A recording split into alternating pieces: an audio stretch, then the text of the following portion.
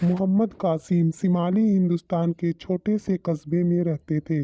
ایک دن گھر میں آئے اور صحن میں بچھی ہوئی چارپائی پر بیٹھ گئے۔ دوپہر کا کھانا نکالتے ہوئے بیوی نے کہا، اجی بچی کی شادی کی کچھ فکر کیجیے۔ بچی باورچی خانے کے چبوترے پر بیٹھی دال دھو رہی تھی۔ محمد قاسم نے بچی کی طرف نظر اٹھا کر دیکھا اور پھر باہر نکل گئے۔ بیوی نے آواز لگائی، کھانا تو کھاتے جائیے۔ محمد قاسم نے باہر جا کر اپنے عبداللہ کو آواز لگائی۔ عبداللہ ان کے بھانجے تھے اور ابھی مدرسے میں پڑھ رہے تھے۔ قریب ہی کرائے کے مکان میں رہتے تھے۔ ماموں کی آواز سن کر بھاگے آئے۔ وہ کپڑے تو صاف ستھرے پہنے ہوئے تھے مگر پیجامے میں کھوچا لگا ہوا تھا۔ میاں، تم نے شادی کے بارے میں کیا سوچا ہے؟ محمد قاسم نے کہا۔ ماموں کے سوال پر عبداللہ سٹپٹا گئے، بولے، بزرگوں کی موجودگی میں میں کیا بولوں؟ محمد قاسم بولے، اکرمن کے بارے میں کیا خیال ہے تمہارا؟ تمہاری مرضی ہو تو تم دونوں کا نکاح پڑھوا دیا جائے۔ عبداللہ نے کچھ دیر سوچا، پھر کہا، آؤ پر ابا جو فیصلہ کریں گے مجھے منظور ہوگا۔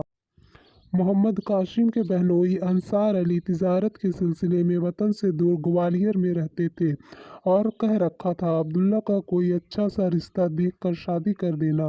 عبداللہ کا جواب سن کر وہ گھر کی طرف گئے اور بیوی سے مخاطب ہوئے اور کہا، ہماری اکرمن کے لیے مولوی عبداللہ کے بارے میں کیا خیال ہے؟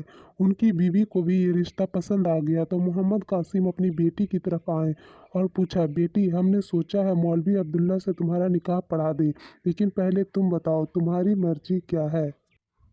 اکرمن نے کچھ جواب نہ دیا۔ محمد قاسم کی بیوی نے کہا، اجی بچی باحیا ہے، اس کی خاموشی میں اس کی ہاں ہے۔ بیوی کا جواب سن کر قاسم عبداللہ کے پاس گئے، دو چار لوگوں کو بھی بلا لایا اور ان سے کہا، میں مولوی عبداللہ کا نکاح اپنے دختر سے کر رہا ہوں۔ پھر ان میں سے ایک آدمی کو 2 پیسے دے کر کہا، جا کر چھہارے لے آ، اور ان میں سے 2 کو گواہ بنایا اور تھوڑی دیر میں نکاح پڑھا دیا گیا۔ اور مولوی عبداللہ سے کہا، جا کر ڈولی لے آؤ اور اپنی دلہن کو ودا کرا کے لے جاؤ۔ پھر جب اندر آئے تو دیکھا بیٹی جوہر کا نماز پڑھ کر جا نماز پر بیٹھی تھی۔ کہا، اللہ کے شکر سے میں تمہارے فرض سے ادا ہو گیا۔ باہر تمہارے شوہر کھڑے ہیں، اب تم جاؤ، اپنے گھر جاؤ۔ محمد قاسم کی بیوی بولی، ایسی چٹپٹ شادی کر دی آپ نے، کچھ تو مہلت دی ہوتی، کم سے کم نکاح کا اچھا جوڑا تو ہوتا۔ محمد قاسم بولے، کیوں، ان کپڑوں میں کیا عیب ہے؟ کیا اس میں نماز نہیں ہو سکتی؟ وہ بولی، کیوں نہیں ہو سکتی، ابھی تو نماز پڑھ کر بیٹھی ہے۔ محمد قاسم بولے، جن کپڑوں میں نماز ہو سکتی ہے ان سے بہتر نکاح کا جوڑا اور کیا ہو سکتا ہے۔ ماں نے اکرمن کو برقع اوڑھایا، باپ نے سر پر ہاتھ رکھا اور دعائیں دی اور ایک نوکر کے ہاتھوں روزانہ کے کپڑے اور کچھ برتن بھی بھجوا دیے۔ دوسرے دن محمد قاسم نے بیٹی داماد کو گھر بلایا اور 8-10 لوگوں کو بلا کر کھانا یہ کہہ کر کھلایا کہ یہ مولوی عبداللہ کا ولیمہ۔